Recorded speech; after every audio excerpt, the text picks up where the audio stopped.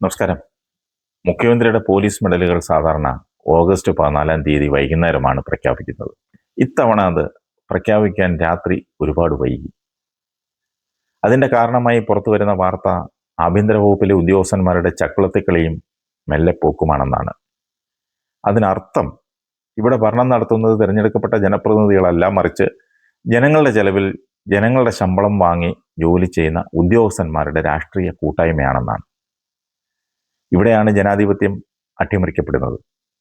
തിരഞ്ഞെടുക്കപ്പെട്ട ജനപ്രതിനിധികൾക്ക് ഭരിക്കാൻ നട്ടലിന് ഉറപ്പില്ലാതെ വന്നാൽ അത് മറ്റു ചിലരുടെ കൈകളിലേക്ക് ചെന്നു ചേരും.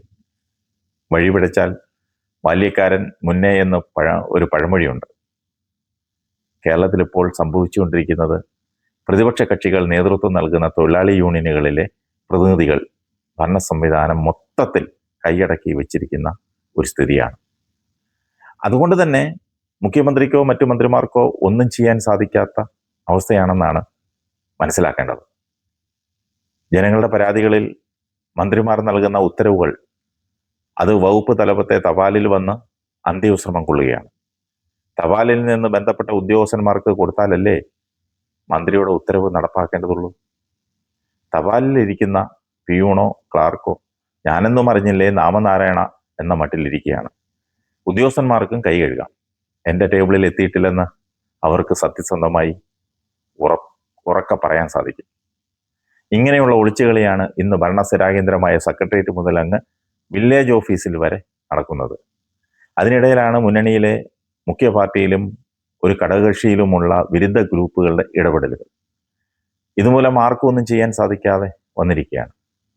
മുഖ്യമന്ത്രിയുടെ ഓഫീസിൽ സന്ദർശകരുടെ അതിപ്രസരം മൂലം മുഖ്യമന്ത്രിക്ക് നേരെ ചൊവ്വെ ഒന്നും മൂത്രമൊഴിക്കാൻ പോലും സമയം കിട്ടുന്നില്ല. അതിനൊരു മാറ്റം വന്നേ പറ്റൂ. യാതൊരു കാര്യവുമില്ലാതെ മുഖ്യമന്ത്രിയെ ചുറ്റിക്കറങ്ങുന്ന ചില അവതാരങ്ങളാണ് മുഖ്യമന്ത്രിയുടെ സമയം വെറുതെ മെനക്കെടുത്തുന്നത്. മുഖ്യമന്ത്രി മാധ്യമങ്ങൾക്ക് ബൈറ്റ് കൊടുക്കുമ്പോൾ കൂടെ നിന്ന് ഫോട്ടോ എടുക്കുക തുടങ്ങിയ കലാപരിപാടികൾക്കാണ് ഇവർ കൂടെ നടക്കുന്നത്, മറ്റൊന്നിനുമല്ല. എന്തിനാണത്? മുഖ്യമന്ത്രിയുടെ ആളാണെന്ന് പറഞ്ഞ് പിരിവ് നടത്താനും ഞെളിഞ്ഞു നടക്കാനും കൊട്ടേഷൻ പിടിക്കാനും. നിയമവകുപ്പിലെ GP-മാരുടെ നിയമനമാണ് ഈ മന്ത്രിസഭ വന്നിട്ട് ആദ്യം കേട്ട അഴിമതി കഥ. അതെന്താണെന്ന് ചോദിക്കാൻ പോലും മുഖ്യമന്ത്രി തുനിഞ്ഞില്ലെന്നാണ് അകത്തളങ്ങളിൽ നടക്കുന്ന ചർച്ച. പ്രിയദർശിനി പദ്ധതി ഉദ്ഘാടനം ചെയ്തത് മാത്രമാണ് ഈ സർക്കാരിന് ഇന്നുവരെയുള്ള പ്രധാന പിടിവള്ളി. എന്തെല്ലാം പറഞ്ഞാലും അതിന് കോട്ടം വരുത്താതെ ട്രാൻസ്പോർട്ട് വകുപ്പ് അത് ഭംഗിയായി മുന്നോട്ട് കൊണ്ടുപോകുന്നു. ശ്രദ്ധേയമായ മറ്റൊരു നേട്ടം എറണാകുളത്ത് IT മേഖലയിൽ പൊട്ടിപ്പുറപ്പെട്ട സമരം. അത് പറഞ്ഞൊതുക്കിയതാണ്. അതിനുള്ള മാർക്ക് മന്ത്രി ബിന്ദു കൃഷ്ണയ്ക്ക് മാത്രം നൽകേണ്ടത് തന്നെയാണ്. ഈ മന്ത്രിസഭയിലെ ഏറ്റവും മോശം മന്ത്രിയാകാൻ സാധ്യതയുണ്ടെന്ന് ജനം കരുതി വെച്ചിരുന്ന ബിന്ദു കൃഷ്ണ താനൊരു കൊച്ചുമിടിക്കുകയാണെന്ന് ആദ്യ റൗണ്ടിൽ തന്നെ തെളിയിച്ചിരിക്കുകയാണ്.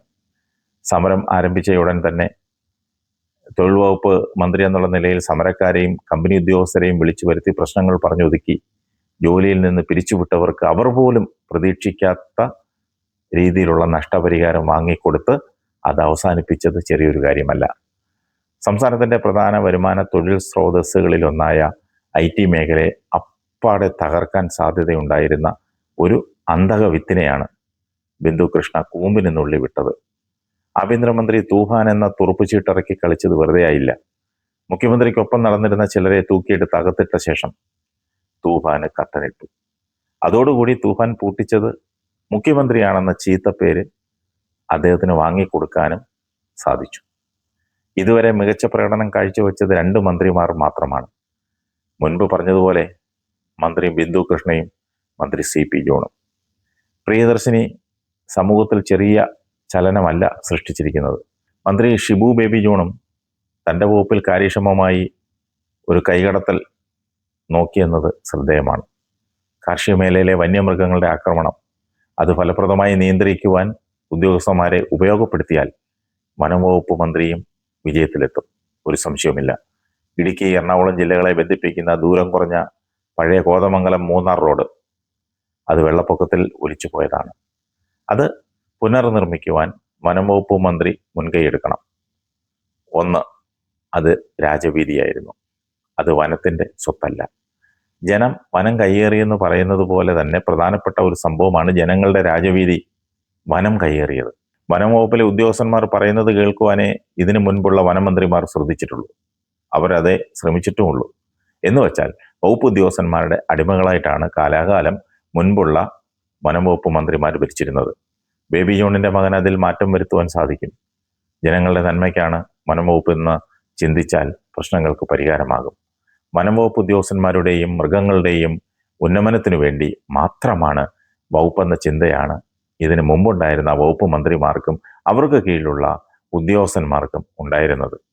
ലഭ്യമാകുന്ന ഫണ്ട് ഉപയോഗിച്ച് വനത്തിനുള്ളിൽ നടത്താതെ നടത്തുന്ന പദ്ധതികളുടെ നേർവിവരണം ജനങ്ങൾ മനസ്സിലാക്കരുതെന്ന ഉദ്ദേശത്തോടെയാണ് വനം വകുപ്പ് ഉദ്യോഗസ്ഥന്മാർ വകുപ്പ് ഭരിക്കുന്നത്. വലിയ അഴിമതിയും അതിലധികം ഫണ്ട് വെട്ടിപ്പുമാണ് അവിടെ നടക്കുന്നത്. അതുപോലെ സർക്കാർ ആശുപത്രികളിൽ നിലത്ത് കിടത്തിയുള്ള ചികിത്സ അവസാനിപ്പിക്കേണ്ട സമയം അതിക്രമിച്ചിരിക്കുന്നു. 2 മെഡിക്കൽ കോളേജുകളിൽ നിലത്ത് കിടത്തിയുള്ള ചികിത്സ അവസാനിപ്പിച്ചുവെന്ന വകുപ്പ് മന്ത്രി കെ മുരളീധരന്റെ പ്രസ്താവന ഏത് അർത്ഥത്തിലാണ് എടുക്കേണ്ടതെന്നറിയില്ല. പുതിയ കട്ടിലുകൾ വാങ്ങി ജനങ്ങളെ കട്ടിലിൽ കിടത്തി ചികിത്സിക്കുന്നുവെന്നാണെങ്കിൽ അതൊരു നല്ല കാര്യം തന്നെയാണ്. മറിച്ച് കിടക്കാൻ സ്ഥലമില്ലെന്ന് പറഞ്ഞ് രോഗികളെ ഒഴിവാക്കുകയാണെങ്കിൽ അത് വല്ലാത്തൊരു ക്രൂരത തന്നെയാണ്. ഒരു 10,000 കട്ടിൽ വാങ്ങി മെഡിക്കൽ കോളേജുകളിലും താലൂക്ക് ആശുപത്രികളിലും ജില്ലാ ആശുപത്രികളിലും വിതരണം ചെയ്താൽ തന്നെ ഒരു പരിധിവരെ തറയിൽ കിടത്തിയുള്ള ചികിത്സ അവസാനിപ്പിക്കാം. മന്ത്രി മുൻകൈയെടുത്ത് നടപ്പാക്കിയാൽ കട്ടിലുകൾ സംഭാവനയായി പോലും നൽകുവാൻ പ്രവാസി മലയാളികളും ഇവിടുത്തെ വലിയ ബിസിനസ്സുകാരുമൊക്കെ തയ്യാറാകും. പക്ഷെ ഏതെങ്കിലും പാർശ്വവർത്തിക്ക് രക്ഷപ്പെടുവാനുള്ള മാർഗമായി അതിനെ കാണരുത്. നല്ല നിലവാരമുള്ള കട്ടിലുകൾ കുറച്ച് കൂടുതൽ പണം കൊടുത്താണേലും വാങ്ങി ഇട്ടാൽ വർഷങ്ങളോളം തറയിൽ കിടത്തിയുള്ള ചികിത്സ ഒഴിവാക്കുവാൻ സാധിക്കും. ഏതായാലും മന്ത്രിസഭയ്ക്ക് ഫസ്റ്റ് ഗിയറിൽ നിന്ന് സെക്കൻഡ് ഗിയറിലേക്ക് മാറാൻ ഇതുവരെ സാധിച്ചിട്ടില്ല എന്നുള്ളത് ദയനീയമായ ഒരു കാര്യം തന്നെയാണ്. അതിന് ഇച്ഛാശക്തി വേണം.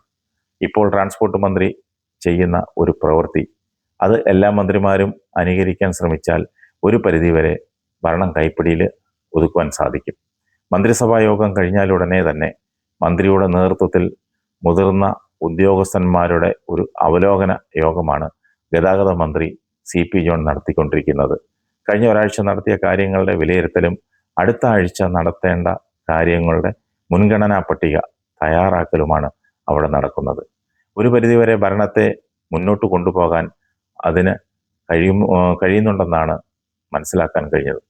ഒപ്പം പരാതിക്കാർക്ക് രാവിലെ മന്ത്രിയെ നേരിൽ കാണാനുള്ള സമയവും അവസരവും നൽകിയിട്ടുണ്ട്. വൈകുന്നേരങ്ങളിൽ ഉദ്യോഗസ്ഥന്മാരെ ഒഴികെ മറ്റാരെയും കാണുന്നില്ലെന്നൊരു തീരുമാനവും എടുത്തിരിക്കുന്നത് വളരെ നല്ല കാര്യമാണ്. മന്ത്രിമാർക്ക് ഫയൽ നോക്കാൻ സമയം കിട്ടണ്ടേ? അത് നമ്മളാണ് അത് കൊടുക്കേണ്ടത്.